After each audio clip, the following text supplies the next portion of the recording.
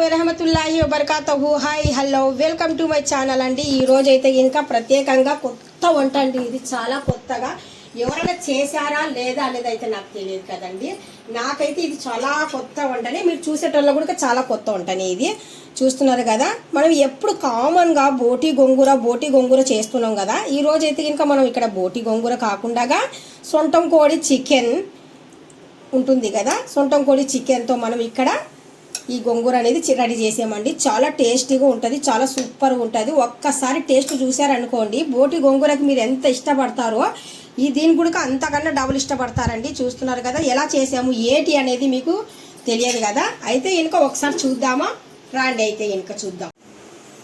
ఇప్పుడు మనం ఒక చిన్నపాటి కుక్కర్ తీసుకున్నాను.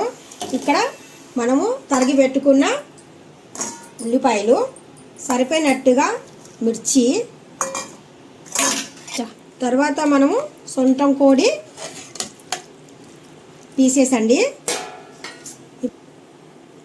మనకు సరిపోయినట్టుగా ఇందులో కూడా వాటర్ అనేది వేస్తున్నాను. కొద్దిగా పసుపు కూడా యాడ్ చేయాలి. ఒక 3 లవంగాలు, ఒక చిన్నపాటి దాల్చని, ఇది మాత్రం గరం మసాలా అండి. గరం మసాలా అంటే కనుక ఇందులో అన్నీ యాడ్ అయిపోయినాయి. స్టవ్ వెలిగించేసి ఇంకా స్టవ్ మీద పెట్టేద్దాం. ఆ లోపు గోంగూర అనేది శుభ్రం చేసుకుందాం. కవర్ చేసి వదిలేద్దాము. ఇక్కడైతే మూత అయితే కుక్కర్ మూత పెట్టలేదు, అవసరం లేదు కుక్కర్ మూత దీనికి.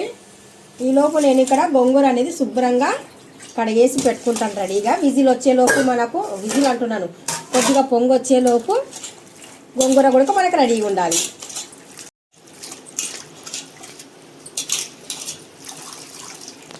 చివర్లో కడిగేసిన తర్వాత నేను ఇందులో డైరెక్ట్గా వేసేస్తున్నాను. ఇది 3వ సారి నాకు, అందుకనేసి గోంగూర అనేది ఒక గిన్నె తీసేసుకొని డైరెక్ట్గా గిన్నెలు వేసేస్తున్నాను.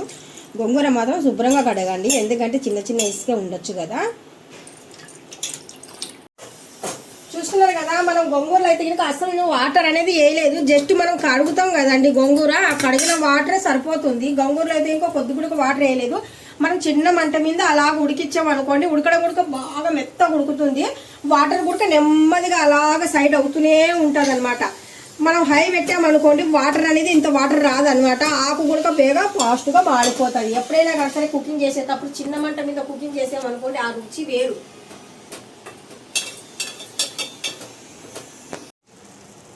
టేస్ట్ కోసం కొద్దిగా అల్లం వెల్లుల్లి పేస్ట్ కూడా యాడ్ చేస్తున్నాను.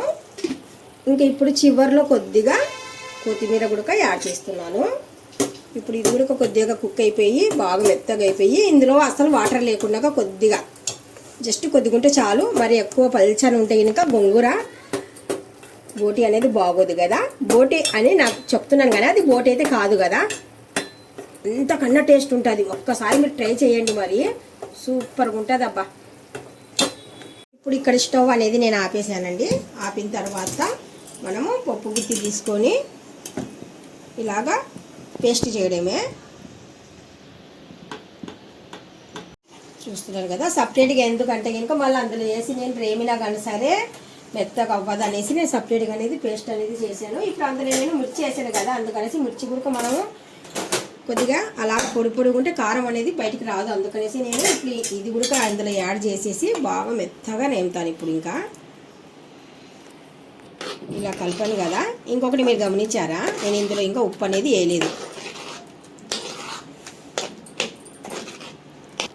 టేస్ట్కి సరిపోయినట్టుగా ఉప్పు అనేది యాడ్ చేస్తున్నాను.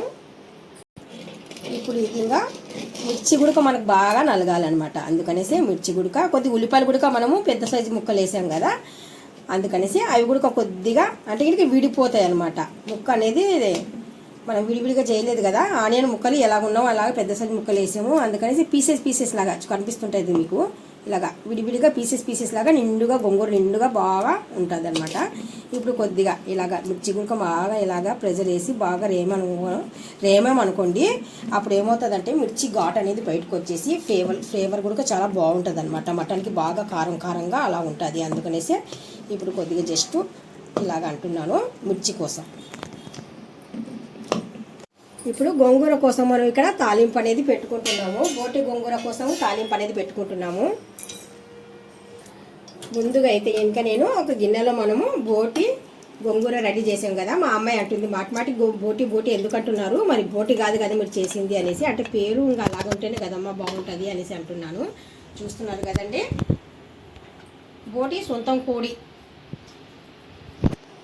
ఇప్పుడు మనం ఇక్కడ నూనె అనేది గిన్నెలో వేసాము, నూనె వేడెక్కింది. ఇప్పుడు దీనికి తాలింపు అంటే కనుక మనం ప్రత్యేకంగా పెట్టుకోవాలనుకుంటే కనుక గరం మసాలాలే వేసి మనం తాలింపు అనేది వేసుకోవాలండి. ఇవి ఆప్షనల్ అండి, మీకు నచ్చితే వేయచ్చు లేకపోతే లేదు. కాకపోతే మంచి ఫ్లేవర్ ఇస్తుందండి. చివరిలో మనం ఇలాగా వేసామనుకోండి ఇంకా అయిపోయిందండి. దీనికి కరివేపాకు అది ఇది ఏం అవసరం లేదు. ఇలాగ చేసి పెట్టుకున్న మనం తాలింపు అనేది జస్ట్ ఇంకా అయిపోయిందండి. మరి ఎక్కువ మాడిపోయినా కానీ సరే గింజలు బాగోవు, టేస్ట్ అనేది అస్సలు బాగోదు.